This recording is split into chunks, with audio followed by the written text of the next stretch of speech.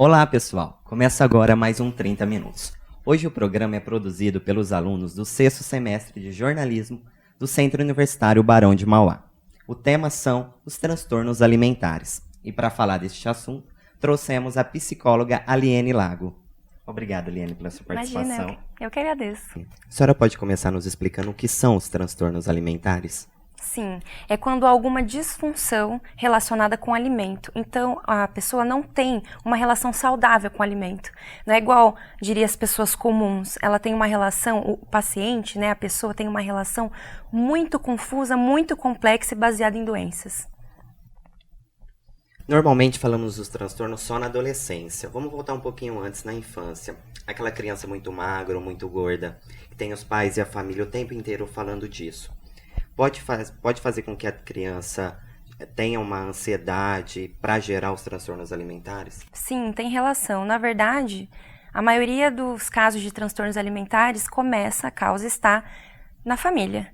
Então, não necessariamente uma cobrança, pode ter sido algum fator que não é muito visível. Por exemplo, a morte de um ente querido. Já vi casos de morte de um cachorro que a pessoa não tinha estrutura para aguentar e desenvolveu um transtorno alimentar. Aqui estão alguns dos meus colegas que também entrevistam a psicóloga. A primeira aluna é a Giovana. A anorexia nervosa ela é um distúrbio de imagem, já a bulimia é a provocação do vômito. O que faz uma pessoa desenvolvê-las? Então, depende, né? As causas, elas são muitas vezes não vistas, não são difíceis de encontrar e algumas são mais fáceis, né? Eu sempre digo que a gente precisa estudar a família do paciente para a gente descobrir onde estão as causas. Muitas vezes a gente relaciona com a mídia, com a tecnologia, com a busca do corpo ideal, mas na verdade esses são aspectos da ponta do iceberg. O transtorno alimentar ele é a ponta do iceberg, a gente precisa descer o nível do mar e ir para questões mais profundas para a gente descobrir a causa. E aí cada um desenvolve um transtorno conforme veio a causa, né? Então precisa relacionar onde é que está essa causa e procurar muito mais do que a busca de uma beleza, a busca de um ideal. Olá, Aliene. Meu nome é Adriele. Quais os tratamentos para os transtornos alimentares? O tratamento tem que ser interdisciplinar. Não tem um profissional que ajude a obter a cura ou mesmo qualidade de vida tão rápido. Então precisa, primeiramente, psiquiatra, psicólogo e nutricionista, no mínimo. No mínimo precisa ter esses 3 profissionais. Então, a gente tem que pensar que não adianta ir no psicólogo e não ir no psiquiatra, e no psiquiatra não ir no nutricionista. Precisa todos eles trabalharem junto para atingir uma qualidade de vida do paciente, já que é um transtorno muito complexo. Olá, Aliene. O transtorno alimentar pode ser desenvolvido por adultos? Sim. A maioria das causas, né, a maioria do transtorno, ele acontece na infância e na adolescência, mas pode sim desenvolver em adultos. Muitas vezes já desenvolveu na infância ou na adolescência, mas só é diagnosticado quando adulto. Então, é importante a gente pensar que quanto mais rápido o diagnóstico, melhor a chance de sucesso do tratamento. Assim, todo mundo pensa que só atinge mulheres, mas atinge os homens também. Sim. Eles são tratados da mesma forma? Como que funciona? Sim, eles lidam um pouco diferente por questões de diferença entre homens e mulheres, mas o tratamento é o mesmo. Precisa tratamento interdisciplinar, precisa que a família apoie, tenha muita paciência, que ele se motive, que tome os medicamentos, que vá em todos os profissionais. A gente costuma falar que os homens que as mulheres são mais atingidas, mas hoje em dia a gente vê um aumento do número de pacientes homens muito grande. Então precisa ficar atento dos dois do mesmo jeito. Aliene, uma pessoa pode ter bulimia e anorexia ao mesmo tempo?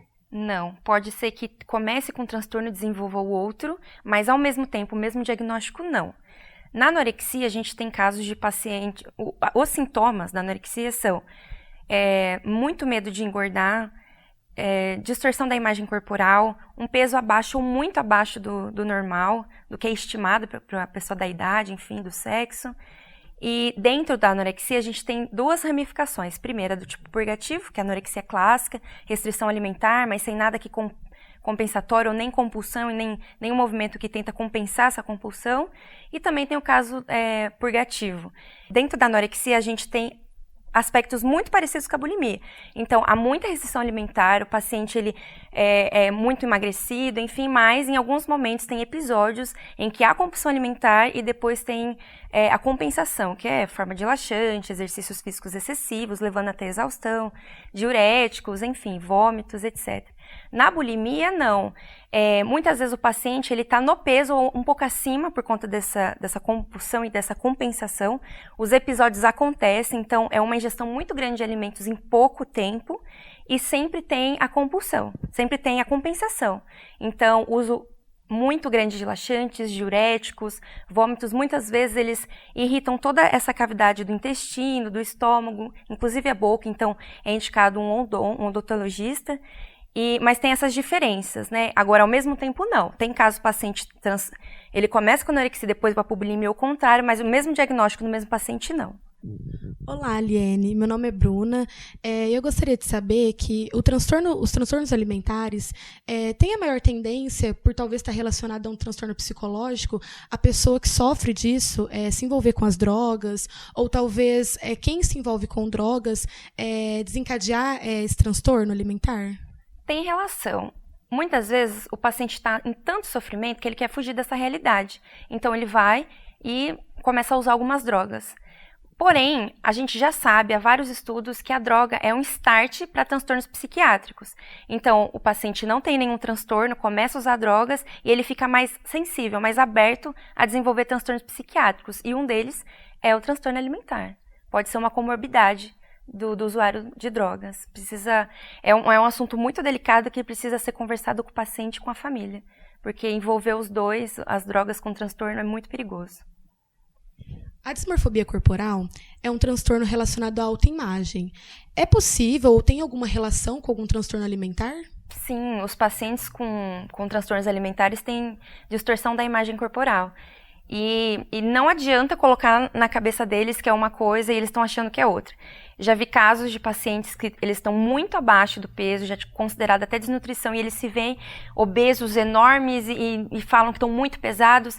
Eles sobem na balança, o peso está diminuído, eles falam que a gente está mentindo, que a balança está errada. E não adianta a gente sentar, mostrar foto, colocar um espelho e falar, olha, você não está assim, não adianta, precisa de tratamento médico. É um transtorno psiquiátrico junto com um transtorno alimentar. Não tem jeito, tem que procurar ajuda. Aliene, problemas de autoestima pode levar a pessoa a desenvolver o transtorno alimentar? Sim. Quando a autoestima está muito baixa, às vezes a pessoa não se motiva, não quer fazer nada e não se cuida. Mas às vezes é o contrário. Ele se cuida excessivamente, busca um ideal de perfeição que não existe e aí começa muitas vezes a mutilar o corpo, então toma muito medicamento, quer fazer cirurgia, enfim, né? Se esconde e aí lapida o corpo de verdade, né? Então tem relação. Às vezes é a primeira coisa que a gente pensa. Ah, nossa, teve um problema de autoestima e agora tem transtorno alimentar. Mas como eu disse, com perdão da expressão, o buraco é mais embaixo. A gente precisa entender aonde que ele está querendo chegar com isso, né? A autoestima é como se fosse a ponta do iceberg, que a gente consegue ver com muita claridade. Mas, na verdade, o problema, além de uma desestrutura emocional muito grande, pode ser familiar, pode ser dentro de um relacionamento amoroso, pode ser na escola. Então, pode ser um start, pode ser o que é mais visível, mas ele não necessariamente pode ser a única causa. Isso eu nunca vi. Aliene, e essas doenças têm cura?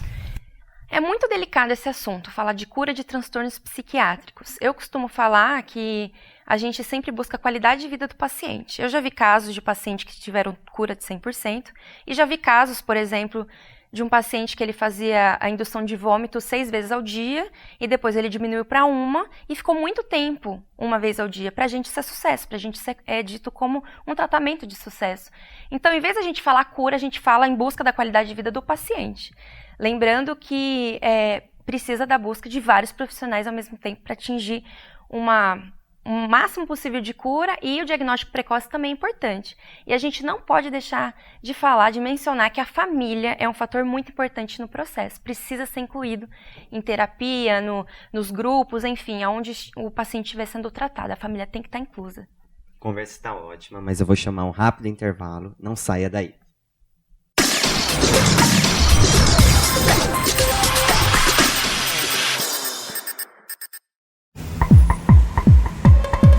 Somos ousados, inovadores, corajosos. Nos encaixamos em tudo que seja novo.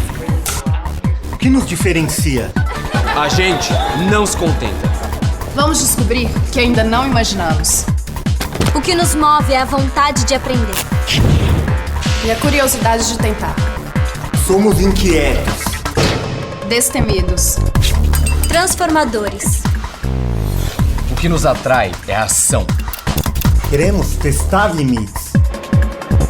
Desafiar o que já foi feito. Nossa experiência acontece na prática. E estamos cada dia mais preparados. Para deixar a nossa marca.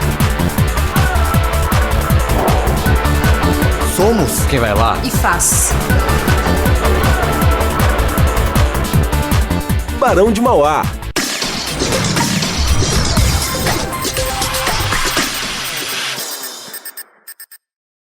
Voltamos com mais um bloco do nosso programa, que hoje fala sobre distúrbios alimentares. Vamos direto para mais uma pergunta da nossa plateia. Aliene, qual a importância do acompanhamento com a terapia? O psicólogo no processo de melhora do paciente é muito importante, é essencial.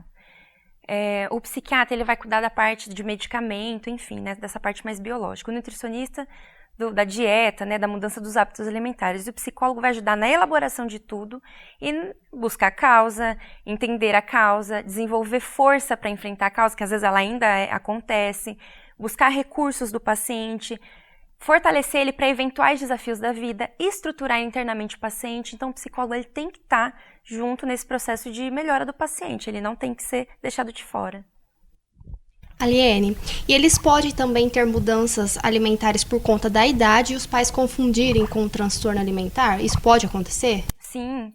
Muitas vezes, quando a criança está crescendo, ela tem algumas mudanças que geram muitas preocupações. Então, em qualquer coisa, em caso de dúvida, busca um profissional qualificado. Então, um médico, um nutricionista, mas não evite diagnósticos, né, de internet, da nossa cabeça, e busque uma ajuda, que isso vai proporcionar ou um tratamento ou apenas uma despreocupação, que isso não é caso de transtorno alimentar, por exemplo. Aliene, depois desses distúrbios, a pessoa pode desenvolver alguma intolerância a algum tipo de alimento? Sim, tanto uma intolerância física como uma psicológica. A física, se a gente deixa de comer um alimento por muito tempo, um alimento que é essencial ao nosso corpo, pode ser que desenvolva intolerância. E às vezes é restrição psicológica, não quero comer e ponto, né? Aquilo me faz mal, engorda, etc. Então, precisa da busca do nutricionista com toda certeza nesses casos. Aliene, por que as pessoas que sofrem desses transtornos têm bastante dificuldade na aceitação para procurar um tratamento? Sim, o transtorno alimentar é um tabu ainda, é visto como frescura, é visto como algo que, todo mundo é fase, é adolescente, é rebeldia, mas na verdade o transtorno alimentar é um transtorno psiquiátrico, a gente precisa ter essa noção.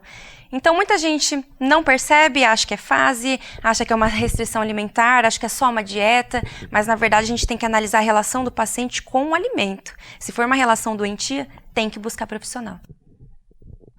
E podemos dizer que todo indivíduo que está abaixo do peso tem anorexia? Não. São vários sintomas, são vários fatores que vão fechar o diagnóstico, né? Abaixo do peso é um deles. Então, ele precisa ter, no caso das mulheres, por exemplo, ela tem que ter amenorreia, que é a ausência da menstruação, por conta do emagrecimento, né? Mas tem que ter um medo muito grande de ganhar peso, tem que ter a distorção da imagem corporal. Pode ser que a pessoa tá com abaixo do peso por metabolismo rápido, por algum problema genético, algum problema no estômago. Então, por isso que tem que sempre buscar um médico para ajudar nesse auxílio do diagnóstico. Aliene, o que acontece quando a pessoa não aceita o tratamento? A motivação é algo na psicologia que a gente debate bastante, porque é 50%. O psicólogo ele tem que dar o seu 50%, estudar, ir atrás, mas o paciente também. Então, se acaso ele não concordar com o tratamento, às vezes a gente fica de mãos atadas. Então, é mais fácil a gente, às vezes, incentivar um pouco o tratamento no começo, que ele não está aceitando, e depois ver como que vai ser a aceitação dele, do que a gente já desistir no primeiro passo, sabe? É um tratamento muito difícil, é um tratamento que exige muita paciência, nós, dos familiares, do próprio paciente, e a gente a gente não desiste, o psicólogo não desiste. Mas se o paciente bater o pé depois de um tempo e falar que não quer, a gente fica de mãos atadas. Em relação a todas as classes sociais, todas são atingidas? Ótima pergunta. O transtorno alimentar, ele não tem idade, credo, religião, raça, nada. Nem a classe social. Essa eu acho que é uma das coisas mais importantes que eu vi no transtorno alimentar, uma das coisas mais interessantes. Então, por exemplo, já tive alguns pacientes que eram extremamente humildes, que inclusive tinham questões financeiras na alimentação, não tinha dinheiro para comprar, e pacientes que, enfim, muito ricos. Então, o transtorno ele não faz discriminação nenhuma. Aliene, uma pessoa que fez o tratamento e obteve sucesso, pode acontecer de regredir? Sim. Por isso que é muito complexo e delicado falar sobre transtornos alimentares. Por isso que é difícil falar em cura, né? A cura é, teoricamente, a gente obter o sucesso e nunca mais rescindir, nunca. Porém, no transtorno alimentar, a gente tem que ter um pouco cuidado em falar de cura, justamente por isso, né? Muitas vezes o paciente está vivendo bem, está com uma qualidade de vida legal, está sem sintomas e, de repente, tem uma compulsão. Ou, de repente, restringe muito a alimentação e fica abaixo do peso.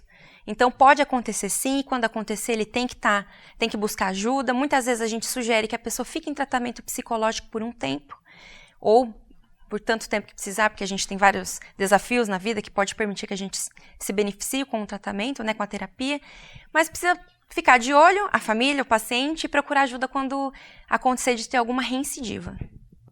Agora vamos com mais perguntas da nossa plateia. Aliene, você comentou assim várias vezes a importância da família nesse tratamento.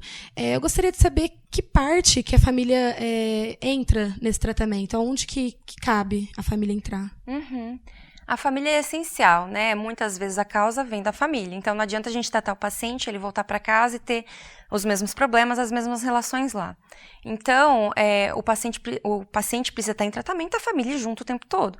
Não só na hora do diagnóstico, mas na hora do tratamento em si, né? Então, fazer terapia, se precisar ir no psiquiatra, também ajeitar, né? Arrumar os hábitos alimentares. A família tem que estar no processo o tempo todo.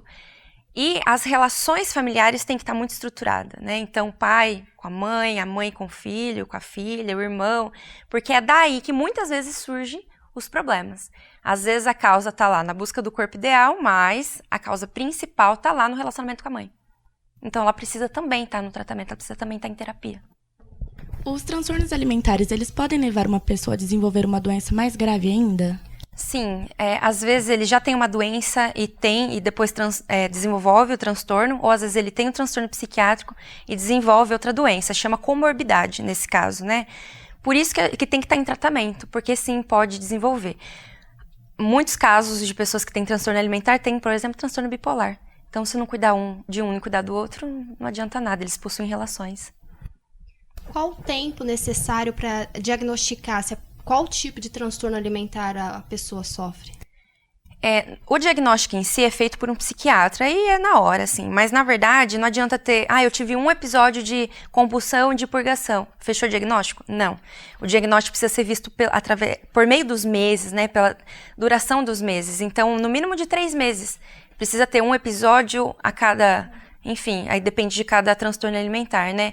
Então, não adianta ter um episódio lá no médico que isso não vai fechar diagnóstico. Precisa de um tempo em observação e aí no médico, e o médico, na hora, ele consegue diagnosticar. Aliene, os transtornos alimentares podem levar à morte? Sim. Não é muito frequente, não é muito falado, é um tabu, mas pode. Níveis de desnutrição muito elevados causam a morte. Do mesmo jeito, ingestão de comida, muita comida em pouco tempo, né, pode levar a algum tipo de problema biológico, de fato. Então, por isso que o cuidado tem que ser excessivo. Quais os prejuízos que as pessoas que têm esse transtorno podem adquirir? Muitos, infelizmente, né? Porque como a relação com a comida ela é doentia, todas as nossas comemorações envolvem comida. Então, tanto o paciente que tem um transtorno, um tipo de transtorno ou outro, ele se incomoda nessas situações. Então, ou tem vergonha de comer em público, ou só faz a questão da compulsão restrito. Eles têm muita vergonha de falar sobre isso não é falado. E muitas vezes o amigo, né, a pessoa vai oferecer comida, isso causa não é algo assim, não quero. Isso causa um rebuliço na cabeça muito grande, né? Também causa alguns emagrecimentos. No caso da compulsão, às vezes, quando tem um efeito purgativo, ele não dá conta, então a pessoa engorda. E, para quem tem uma distorção corporal, o engordar não é algo simples. É algo que causa muito peso. A família é uma das mais prejudicadas porque convive com o paciente. Relações mais próximas de amigos, namorados, namoradas também são prejudicadas. A questão social eu imagino que é uma das piores. Fora questões biológicas, né? Eu já falei da questão biológica, né? Como acontece do vômito ou a ingestão de muito alimento, toda essa parte fica completamente machucada. Eu já vi casos dos dentes apodrecerem, porque o vômito ele é muito ácido, né? Então, isso acaba corroendo os dentes, né? Então, tem muitos prejuízos e por isso que não pode deixar de tratar. Quanto mais cedo diagnosticar, melhor é. Precisa de vários profissionais e todo mundo precisa estar atento. A família, né? O paciente, enfim. Não dá para deixar passar, não é uma frescura. Em qual faixa etária os transtornos alimentares mais incidem? Principalmente a adolescência. Pode acontecer de começar na infância, adolescência pode acontecer de adulto, idoso, etc, né? Mas a maioria dos casos é na adolescência, onde tem essas questões hormonais muito fortes, onde a questão de aceitação é muito forte, a questão das diferenças entre um indivíduo com outro é muito forte. Então, às vezes, é o start para acontecer o transtorno alimentar. Os transtornos alimentares têm alguma relação à depressão? Tem. Muitas vezes um é a causa do outro, né? Como eu disse sobre as comorbidades, né? Quem tem transtorno alimentar pode ter comorbidade, como quem tem outros transtornos podem ter como comorbidade transtorno alimentar. Por isso que o tratamento ele tem que ser interdisciplinar, né? Então não adianta tratar a depressão e esquecer do outro, né? O nutricionista, o psicólogo, o psiquiatra, ele precisa saber de todos os problemas do paciente, de todos os transtornos que ele possui para poder tratar. E um tem uma relação absurda com a outra. Imagina nesses casos que o paciente não pode sair de casa por conta que toda festa tem comida, toda comemoração tem comida, ele se isola. Isolando, ele fica mais no quarto, ele não tá feliz com o corpo, ele olha no espelho e se entristece, não consegue comer, ou come muito, não tem uma relação saudável com a comida. Um prato cheio para depressão. Aliene, quanto tempo duram os tratamentos dos transtornos alimentares? Não dá para saber. Cada paciente é um, cada tratamento é um. Não costuma ser muito rápido, a gente não costuma fazer grandes mudanças em pouco tempo e também não costuma ser tratamentos muito longos. Eu já vi casos de menos de um ano ter sucesso no tratamento, já vi casos de 10, 15, 20 anos em tratamento. Então depende da causa, depende do tipo, depende da estrutura emocional da pessoa, da família, o tratamento em si. Tem muitos fatores e a gente jamais vai conseguir falar. Em tanto tempo você vai conseguir ter qualidade de vida. A gente vai proporcionar o quanto mais rápido, claro, né? Mas a gente não promete nada. E todo tratamento requer a utilização de remédios? Como funciona? Os remédios, eles são grandes aliados pra gente nesse processo. Por mais que a gente tenha preconceito em psiquiatra, acho que tomar remédio às vezes não precisa, pode causar dependência, enfim. Quando ele é auxiliado, ele é recomendado por um psiquiatra, sim, ele deve ser consumido, deve ter a sua ingestão sem preocupação nenhuma. A maioria dos pacientes precisa de medicamentos, a maioria. Porém, tem uma pequena parcela que às vezes o transtorno ele é mais leve que ele consegue caminhar sozinho. Porém, precisa ir no psiquiatra. Não tira a responsabilidade do psiquiatra nesse processo. Precisa ir, caso o psiquiatra fale que não tome. Caso ele fale que sim, tome. E jamais a automedicação. Isso é um grave problema de qualquer transtorno alimentar. A autoindicação, ou tomar o remédio, ou deixar de tomar, é muito, muito grave. Tem que ir no psiquiatra. Só ele vai falar. Só ele pode falar se pode ou não. Para encerrarmos esse assunto, uma pergunta que pode ser de muitas pessoas. A cobrança da sociedade é a maior causa dessas doenças? Tem relação, mas não é a única causa. Eu imagino que é o que é mais visto. Então, a gente... eu quero buscar um corpo, tô sempre em busca da perfeição, sou extremamente perfeccionista e, sendo assim, eu adquiro o transtorno alimentar. Mas vamos pensar, a sociedade, a mídia está aí para todo mundo. Por que algumas pessoas desenvolvem e outras não? É a estrutura interna, estrutura familiar. Tudo isso precisa ser considerado na hora de um diagnóstico, né? Então, a mídia tem relação? Tem. Mas hoje já está mais batido isso. Tem relação, mas não é a única. A gente precisa ir na causa, a gente precisa ir na família. A gente precisa estudar a estrutura desse paciente para fortalecer, porque a mídia vai continuar aí. Ela vai continuar colocando que a gente precisa de um corpo ideal. Entende? Então a gente precisa se fortalecer para aguentar todos esses desafios, né? Então tem relação, mas eu imagino que não é só isso, não. A gente precisa investigar mais a causa. Muito obrigado, Aliene, pela sua presença. Tenho certeza que vai ajudar muita gente. Eu que agradeço. Quero agradecer também meus colegas de curso. E a você que nos assistiu hoje. Muito obrigado pela companhia e até o próximo 30 Minutos.